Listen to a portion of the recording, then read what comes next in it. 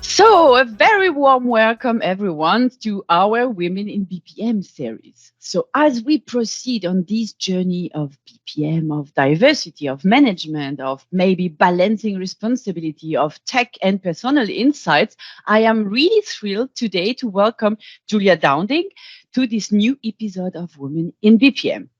As mentioned in earlier episodes, yeah, well, diversity is not a question mark anymore. Well, it shouldn't be. And what we see in the BPM area, in the BPM working space, is that we have numerous women that are acting in leading roles, that are proving the capacity to lead transformation projects, to set up operational excellence in their companies, but also to enable and change into the company. So, and well, that's what we hope, is that it's paving the way for other women to take action and to be active. So welcome, Julia. Thanks for joining me today.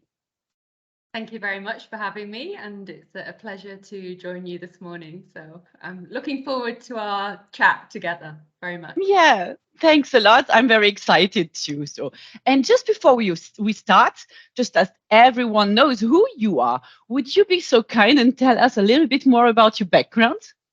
Okay, so probably you can hear from my accent that I'm British. So I studied in the UK at university in the north, in Nottingham. And I did business studies as my degree, which I followed up with a postgraduate qualification in change management. I joined a large industrial company as a graduate trainee, primarily focused around logistics. Possibly you would know it, GKN and Brambles, one of the world's leading organizations in automotive, aerospace, and Brambles is very big in terms of global supply chain and logistics. So that's where I started my career. And to be brief, I fell into a very nice opportunity because the company wanted to introduce a quality management system around the ISO standards. And that's probably really where I first started to think about process, because I was really interested in how the different areas work together, how they handed over one piece of their activities to another area, and also where the customer fitted in terms of the services that we were providing. So I ended up having a lot of knowledge about the organization, and it was a very interesting project for me because it was very high profile, because it was sponsored by the management team. So I had to do a lot of presentations, etc., to them. So very early on, I was already kind of process driven, if you like, in that sense.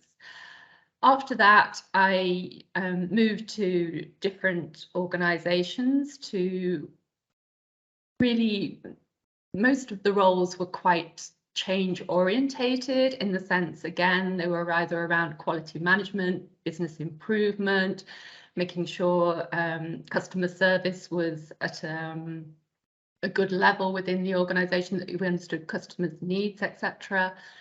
And then I suppose I'll skip briefly to the role I was in before I moved to Luxembourg.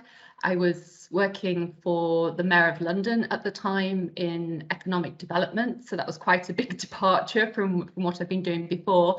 But again, it was still focused around the organizational transformation, because my role was head of performance, and it was introducing good project management standards, the project management office, and more importantly, looking at what the outputs and outcomes were of the organization and measuring them, etc. So it was possible for the management team to be able to see what was really being achieved, and also having to be accountable to the public as well was an interesting aspect of that. I then moved to Luxembourg. I've been here about 10 years now, and I started with IDS Shear before it came Software AG, and I worked on some very interesting projects and got to know the ARIS platform, etc., in terms of the power it could bring to the transformation that organizations wanted to achieve, etc. And now I've moved with some of my former Software AG colleagues to create a smaller consultancy within the Luxembourg Benelux area, and I work as the consulting director, so dealing with everything really, business development, some marketing, and also working on client projects as well. So that's a brief summary. Oh, thank you. But that's already a very comprehensive summary. And by the way, I heard you speak very well English in Luxembourg. Yes. So we had this joke this morning. Yeah, exactly. So yeah, as a native speaker, you speak very well English. Thank you. And it's really nice to listen to you. You mentioned already, so we'll start directly into the discussion. So you mentioned transformation, you mentioned change, you mentioned communication. Do you think it makes any difference in that area to be a woman? Ooh. There's a lot of debate, isn't there, about gender? Yeah, of course. And how that impacts. I suppose, I mean, I can only speak from personal experience, but certainly I think for one of my key things is with any transformational change, it's about the people. It's always about the people. And as you said, the communication is paramount. And I think sometimes some people need more support in getting to where they need to be in terms of understanding that the change is coming, how they will benefit from it, etc. That it's you know, it's part of, hopefully part of a vision of where the organisation is going.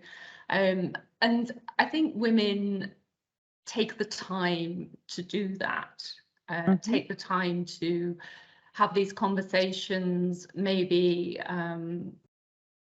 in a more gentle way than sometimes just the big corporate communication, or, you know, this is what we're doing. Anyone disagree? No, great, off we go. It's more than that. It's you have a mandate, but you have to make sure that that mandate is constantly communicated to people at all levels, and that can be a quiet conversation with somebody that's, you know, isn't part of management, but maybe, you know, they need to understand something, they're scared about something or whatever. So it's constant. I have to say, I probably learned that most when I was doing the implementation of the ISO quality management system in GKN, because some people would come, I think what I'm trying to, you need to be approachable, because some people would come to me and they would be worried. They would be worried about letting down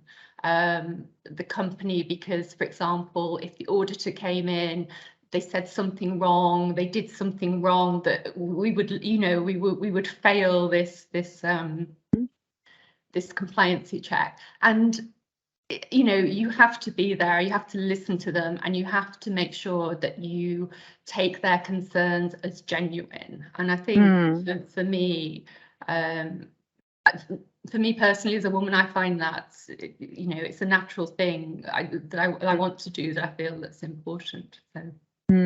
Yeah. And as you mentioned, it's it's always a big discussion. What is there is no gender specifics, and that's not what we want to say here, but indeed, being inclusive, listening to the people while you are changing and setting up standards is a key success factors of such big projects. Because one of a sudden you change their whole ways of working, you put standards in place, and of course that's where you get these change fears, and you have to deal with that, I would say. Exactly.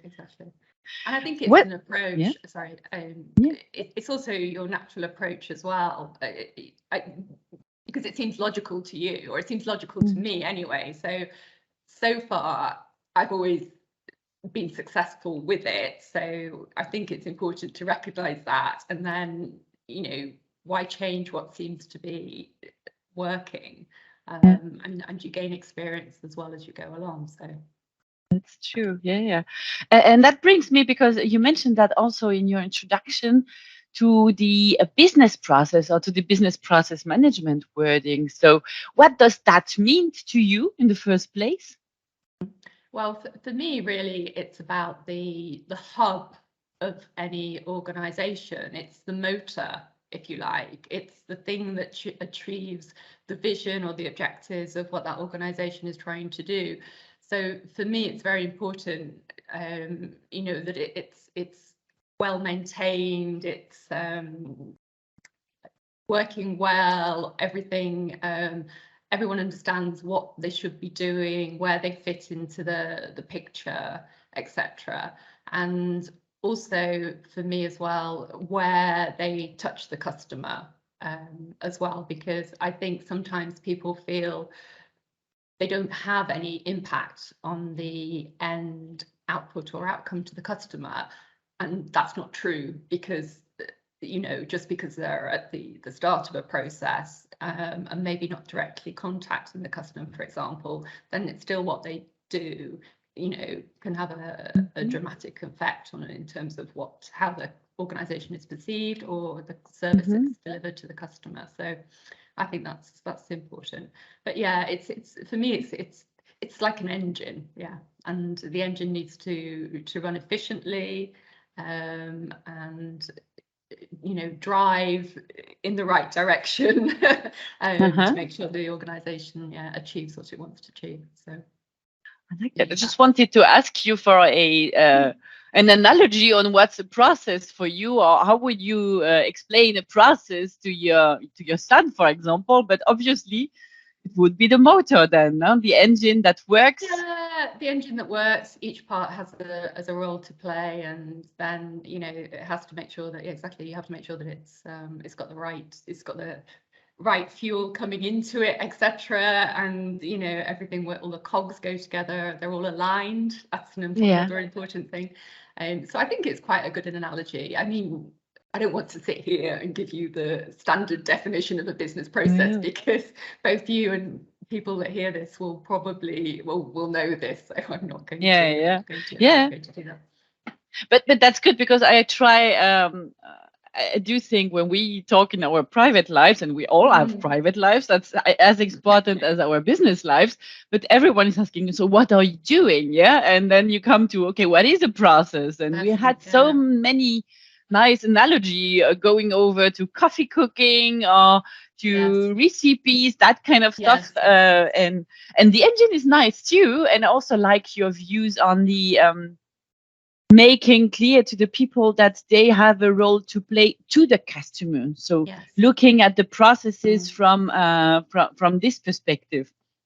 I think it's very important to put yourself in the customer's shoes, and I think that's kind of the focus that I have, I would say now, quite strongly, and speaking to our clients, that it's not just about internal aspects. You really need to understand that impact on the customer as well, or make sure that you think it through, for sure.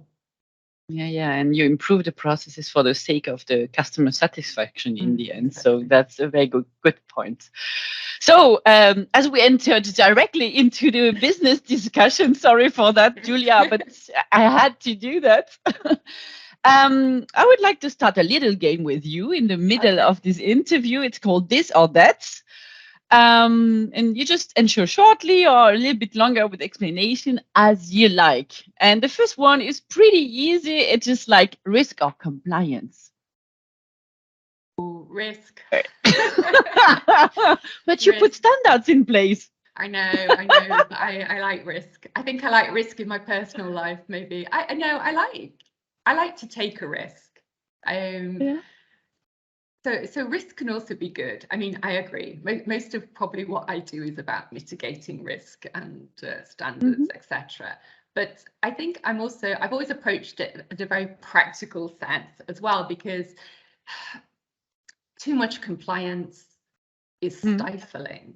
It doesn't achieve things necessarily. I agree there's sectors, banking, things like that, there's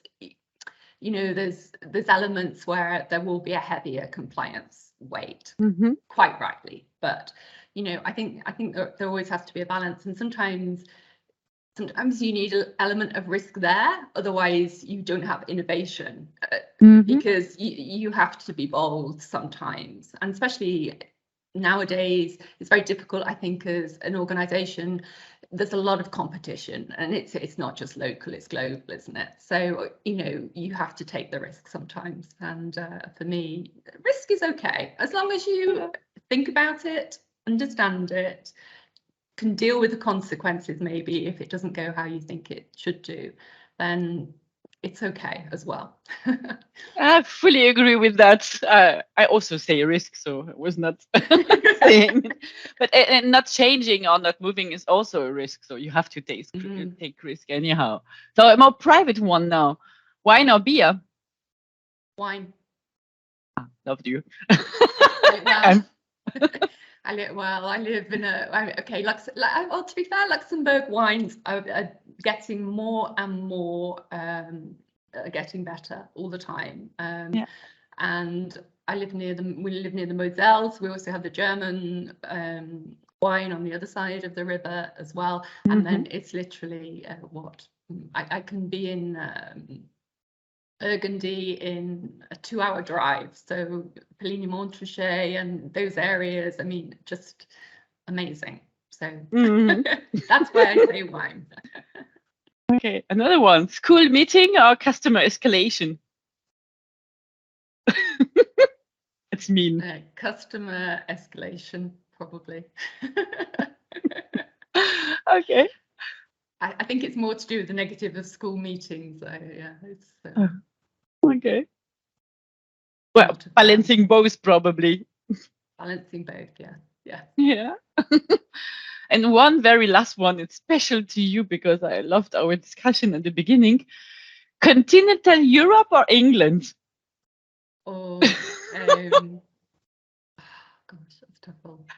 There's nothing wrong. I would have to be England, I think. Yeah, England. Yeah. Yeah. That's ultimately, yeah. I think many people. I have many friends that travel and live abroad, and interestingly enough, over the past 5 years, they've all gradually come back home to England. So I'm not sure that will happen with me, but also it wouldn't surprise me. I understand that, and I think where you come from, it's. I mean, I'm French living abroad too. Then I fully understand. That's where your heart is. Yeah. Yeah, exactly. All right, so stop with the game, and I would go to some other subjects because we didn't tackle that at the beginning. It's just, was there someone or something that inspired you during your career that influenced what you did and how you did things? Yes, probably when I was doing the project, the senior manager, his name was Jim. He was Scottish. And he was the director that was the sponsor of the project to implement the ISO and the standards and quality management system. So we worked very, very closely together. And I suppose he was much more experienced than me. He was probably 30 years older than me at the time. And I think to have that support from somebody like that, because he recognized that my success was his success. He wasn't, we were a team, a team together. And he wanted for me to be my best. And I think that support was really amazing, especially when you're still early in your career and you've the opportunity to do a really important project like that. And he was very inspiring. For example, sometimes the mountain of things that had to be achieved could seem overwhelming, for example, and we would sit down, we would do a plan together, it was really a nice experience. And to have somebody that was your supporter, really, was very nice, I have to say. So definitely him. And then another one was I only worked as a lady boss. It's my only lady boss that I've ever had, Sarah Ibanja. So she was my boss when I was working at the London Economic Development Organisation, and she was just larger than life. It was my first experience of a female boss, but she was really a team player. She had a vast amount of experience. She shared that. She was willing to share that. She listened to me, she listened to my ideas, she supported me. And again, I mean, it's the similar things I've just described really as to Jim as well, but it's, yeah, you know, sometimes you find these people, and I think also just genuinely you get on together as well. There's always that aspect, which is important. So yeah, I would say that those are the two people that stick out in my mind. And what did they do for me? They built my confidence, you know, and I think that's the key thing, that it allows you to go forward and trust yourself, that you know what you're doing is the right thing, or is the sensible approach, is, you know, is based on your experience and what you know is likely to be the outcome of doing that. So yeah, that's that confidence is very important.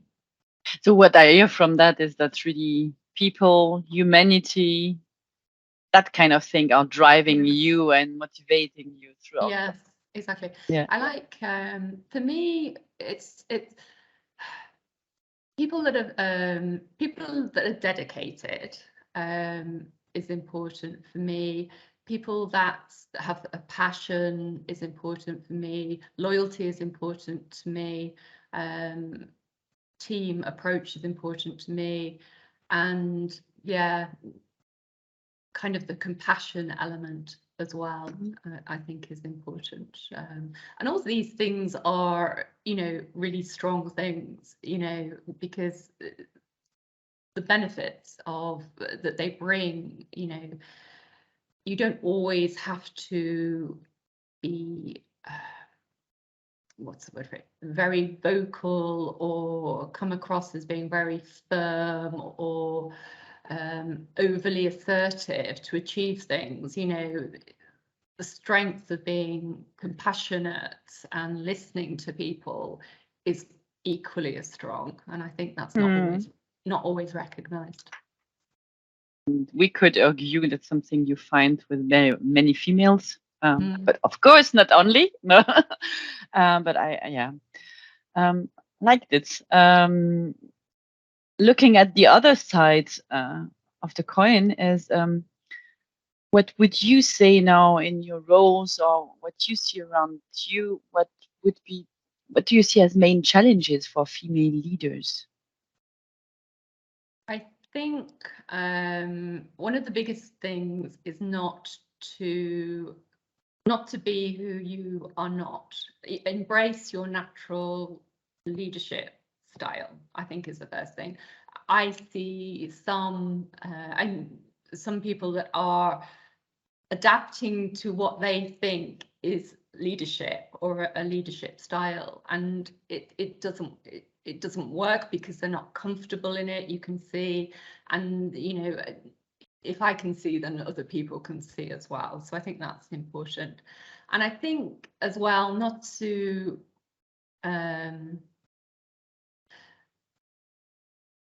be afraid to how do I say this? Not to be afraid to be seen to be good at listening, being empathetic. You know, these are tools in your box that can be used in different contextual situations depending on what's happening. And I think you should recognize which, you know, what you need to use when, depending on the situation. And sometimes you will have to be more direct and you will have to be more firm and assertive, and that's okay, even if it might not be your natural thing, but you have to recognize that at certain times that has to be the case, and that's fine too. But don't go down the track of thinking, oh, I have to appear strong, I have to appear really assertive and really decisive decision maker, etc. all the time. It's, for me, it's not necessarily the right thing. Do you know what it's what I see a lot on LinkedIn, and I don't know where it's come from. And hopefully it's when people keep doing this sort of picture with their arms. And I think I find a lot of women are doing it as well, like this. And I just think for me, you're trying to be something or trying to communicate. I'm with the guys, I'm strong or whatever. And I think they need to get away from this. I think we need to promote or make sure that all type of leadership styles are promoted, because they're all, they all have their positive contributions to make. And you don't want, if you don't have different leadership styles in your top management team, then you're not really going to be the best that you are. It needs to be a mix as well. I think. So it's all about being yourself, basically. I think, yeah, for me, because it's in one sense, it's the most comfortable place to be. So if you're more comfortable about it, then you will come across as more sincere about what you're saying, more credible. That was the word I was looking for. More credible about what you're saying, because you're not trying to act. That's it. Don't act as what you think a leader should be, or what act as you know inside yourself and based on your experiences to date, and trust your gut instinct. I would say that's one thing I love that.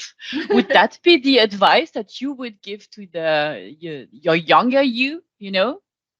Be yourself, trust yourself. Yes, I think so. I mean, I've never really had much of a problem with that. I don't think I've not. I've always probably been pretty clear about what I want to do, what I don't want to do.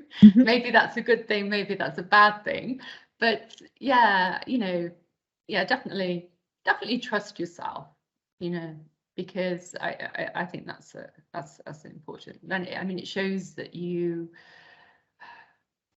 have confidence in yourself and your decisions, and that's not just in business, it's also in your life as well. It's can be helpful to make sure that you believe in what you're doing, really, and then hopefully in most cases you'll achieve it.